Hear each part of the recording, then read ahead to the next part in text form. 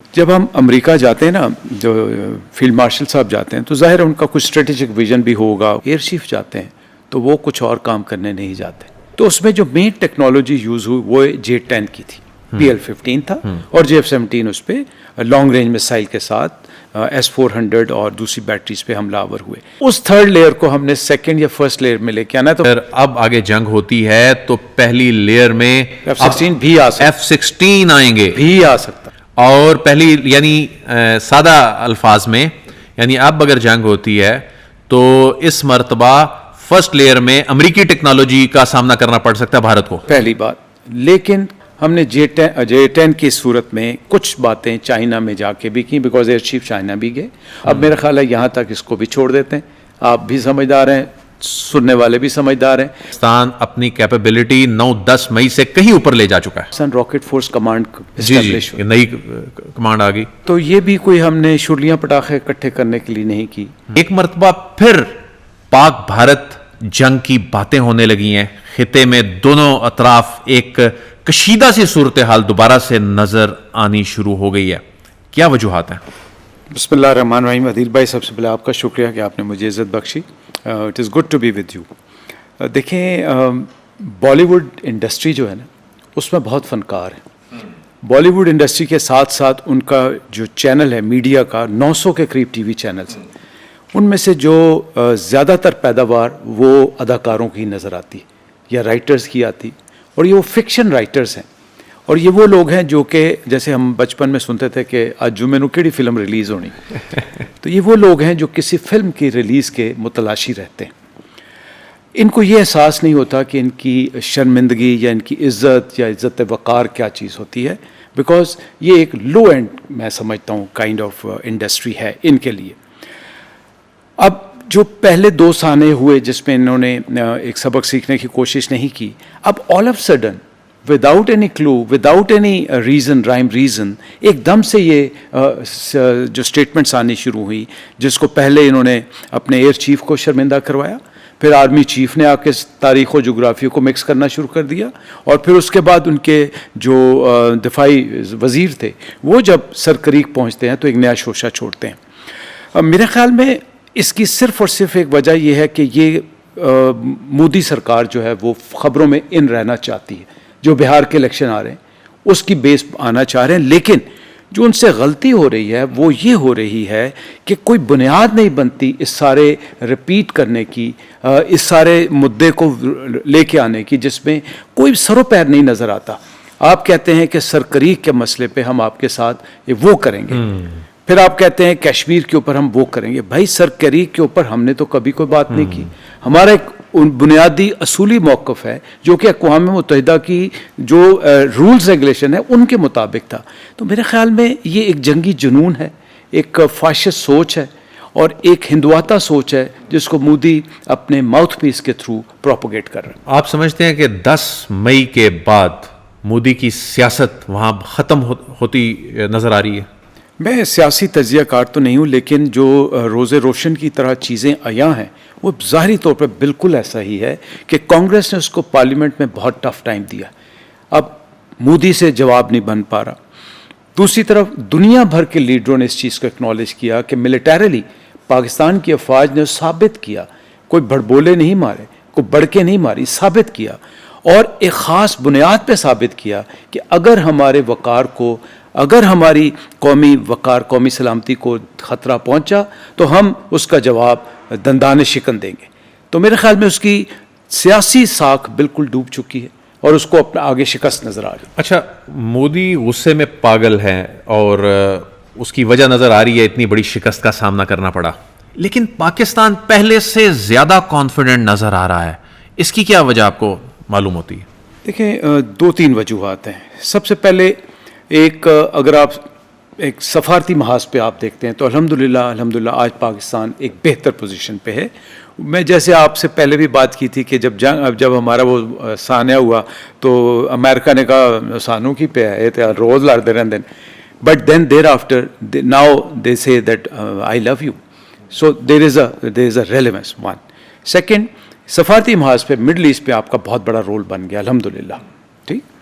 تیسرا، جب آپ दुनिया में एक बाइज़्ज़त मुकाम पाते हैं और फिर जब आपकी फ़ौजें ये साबित कर देती हैं कि आप अपने से बड़े दुश्मन को टैकल करने की सलाहियत रखते हैं। तीसरी, जब ये सान्य हुआ तो मैं आपको बड़ी ईमानदारी और ज़िम्मेदारी के साथ बता रहा हूँ कि हमारी अफवाज और उसकी लीडरशिप ने इसको बड़ी तरह एनालिसिस किया, और एनालिसिस के बाद ऑल्दो टाइम बहुत शॉर्ट है, इतने टाइम में आप बहुत ज़्यादा गेन नहीं करते, लेकिन मेरे ख्याल में हमने कुछ समतें ज़रूर डायरेक्ट की हैं और उन पे कोर्स करेक्शन अप्लाई कर दिया। पाकिस्तान ने 9 और 10 मई के बाद अपनी कैपेबिलिटी में मजीद इजाफा कर लिया। जब हम अमेरिका जाते हैं ना, जो फील्ड मार्शल साहब जाते हैं, तो ज़ाहिर है उनका कुछ स्ट्रेटेजिक विजन भी होगा, कुछ और चीज़ें भी होंगी, लेकिन जब आपके एयर चीफ जाते हैं तो वो कुछ और काम करने नहीं जाते। उनका एक ही मकसद है कि मैं अपनी कैपेबिलिटी को किस तरह इन्हेंस कर सकता हूँ, मैं इससे ज़्यादा नहीं कहूँगा। यानी एयर चीफ के हालिया दौरे बड़े स्ट्रेटेजिक नोयत के थे, दिफाई लिहाज से, दिफाई कैपेसिटी और दिफाई कैपेबिलिटी के लिहाज से बहुत अहम नोयत के थे। तो हम कह सकते हैं कि पहले हमारी जो स्ट्रेटेजिक शराकतदारी थी और जो उस जंग में नज़र भी आई वो चीन के साथ थी, अब हम कह सकते हैं कुछ बड़े मुल्क और उसका हिस्सा बन चुके हैं। नहीं, मैं बिल्कुल आपको थोड़ी सी करेक्शन आपकी इजाज़त से करना चाहूँगा। आपने जो ये हमने डिस्कस भी किया था कि जब ये सारा सान्या हुआ जिसमें अल्हम्दुलिल्लाह आपके शाहीनों ने कमाल का मुजाहरा किया, तो उसमें जो मेन टेक्नोलॉजी यूज़ हुई वो J-10 की थी, PL-15 था और JF-17 उस पर लॉन्ग रेंज मिसाइल के साथ S-400 और दूसरी बैटरीज पे हमलावर हुए। उस वक्त F-16 के बारे में मैंने और आपने भी ये बात की थी कि उसकी उतनी ज़्यादा यूटिलिटी नहीं हुई। बिल्कुल ऐसे ही, थर्ड लेयर में था जी। तो अब उस थर्ड लेयर को हमने सेकंड या फर्स्ट लेयर में लेके आना, तो मेरा ख्याल है हम अपने प्रोग्राम में यहाँ तक ही इसको महदूद रखते हैं कि F-16 के लिहाज से हम इसकी यूटिलिटी को बढ़ा रहे हैं। लेकिन ये आप बड़ी खबर इस तरह दे रहे हैं कि अगर अब आगे जंग होती है तो पहली लेयर में F-16 भी आ सकता, F-16 आएंगे भी आ सकता, और पहली यानी सादा अल्फाज में, यानी अब अगर जंग होती है तो इस मर्तबा फर्स्ट लेयर में अमेरिकी टेक्नोलॉजी का सामना करना पड़ सकता है भारत को, पहली बात। लेकिन किसी सूरत हम अपने टाइम टेस्टेड फ्रेंड यानी चाइनीज़ को पीछे नहीं छोड़ेंगे। हमारे पास जो J-10 की कैपेसिटी और कैपेबिलिटी है वो इस वक्त यकीनन जो हमारे पास F-16 है या आ रही है उससे बेहतर है। तो दूसरी बात जो मैं कहना चाहूँगा कि एक तो अमेरिका की तरफ हमने रुख किया और पॉजिटिवली किया, दूसरा हमने J-10 की सूरत में कुछ बातें चाइना में जाके भी की, बिकॉज एयर चीफ चाइना भी गए, और चाइना में जाके भी हमने अपनी न सिर्फ इस पर डिस्कशन हुई बल्कि अपनी कैपेसिटी और कैपेबिलिटी को मज़ीद बढ़ाने की बात भी हुई। अब मेरा ख्याल है यहाँ तक इसको भी छोड़ देते हैं, आप भी समझदार हैं, सुनने वाले भी समझदार हैं। तो पैरेलल में हमने अमेरिकन और चाइनीज़ टेक्नोलॉजी को स्ट्रेंथन करने की बातें कंप्लीट कर चुके हैं। यानी कहने का मतलब है कि भारत एक जानिब जहां अपनी दिफाई स्पेंडिंग बढ़ाता जा रहा है, पागल हो चुका है वो गुस्से में, शिकस्त का गुस्सा, लेकिन दूसरी जानिब पाकिस्तान गाफिल नहीं है और पाकिस्तान अपनी कैपेबिलिटी 9-10 मई से कहीं ऊपर ले जा चुका है। इसी में मैं एक और चीज़ ऐड करूंगा कि अगर आपने देखा हो तो Pakistan rocket force command establish हुई, नई कमांड आ गई, तो ये भी कोई हमने शुरलियाँ पटाखे इकट्ठे करने के लिए नहीं की, बल्कि उसको एक फोकस तरीके से एप्लीकेशन करने के लिए हमने उस कमांड को इस्टेब्लिश किया। अब जब वो फोर्स इस्टेब्लिश हो जाती है तो उसके कई फ़ायदे होते हैं।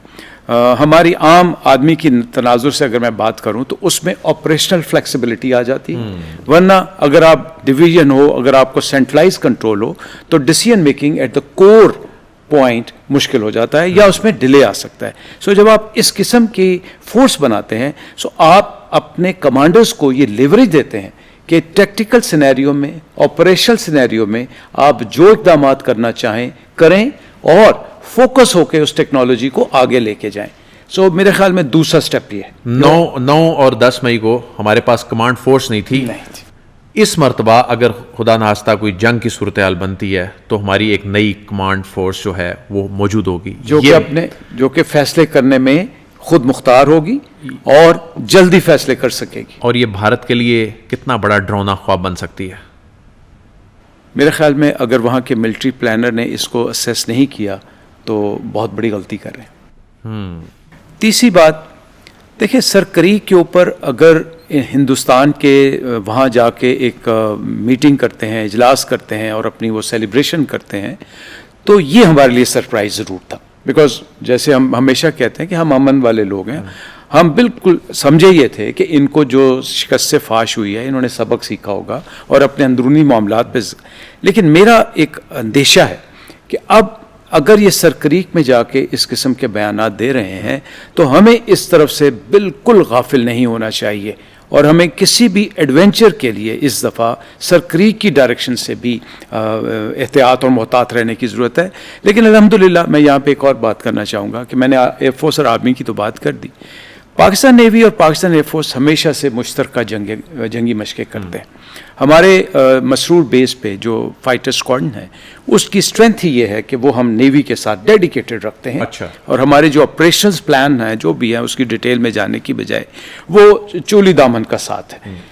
اب جو JF-17 ایئر کرافٹ کو آپ نے یوٹیلائز کیا ادھر نارتھ میں اور سینٹر میں جہاں سے آپ نے لانگ رینج ویپن استعمال کیے, تو میں اشارتاً یہی بات کرنا چاہوں گا کہ اگر وہی J-10 ایئر کرافٹ اگر آپ ساؤتھ میں لے جائیں تو پھر ہندوستان کو وکرانت ایئر کرافٹ کیریئر اندر لانے کی شاید سوچنا پڑے گا اس کو. یعنی پاکستان نیوی کا اور ایئر فورس کا وہاں ایک ایسا لیتھل کمبینیشن آپ بنا چکے ہیں کہ وہ سمندروں میں آگے آنے کی جرت کرے گا اگر تو اس کو بہت بڑا نقصان اٹھانا پڑے گا. میری اطلاع کے مطابق میں غیر مصدقہ اطلاع ہے, میں غلط بھی ہو سکتا ہوں, لیکن جو میں نے سنا ہے کہیں سے میں دیکھ رہا تھا وہ یہ کہہ رہے تھے کہ انڈین نیول چیف اس پہ تذبذب میں تھے اور انہوں نے اپنی لیڈرشپ کو بتایا ہے کہ یہ کمبینیشن جو پاکستان ایئر فورس اور پاکستان نیوی کا اسپیشلی جو انہوں نے ڈیمونسٹریٹ کیا ہے ایئر ٹو سرفیس کا, سو وہ ایئر ٹو سی میں اگر کرتے ہیں تو اس میں ہمیں تھوڑا سا سوچنے کی ضرورت ہے کہ وہ اس سے پہلے صرف ہمارے معراج جہاز تھے جو 160 میزائل کے ساتھ کرتے تھے, اس وقت بھی الحمدللہ وہ کبھی آگے نہیں آئے. لیکن اب لانگ رینج ہونے کی وجہ سے پرابلی ہندوستان نیوی کو سوچنا پڑے گا.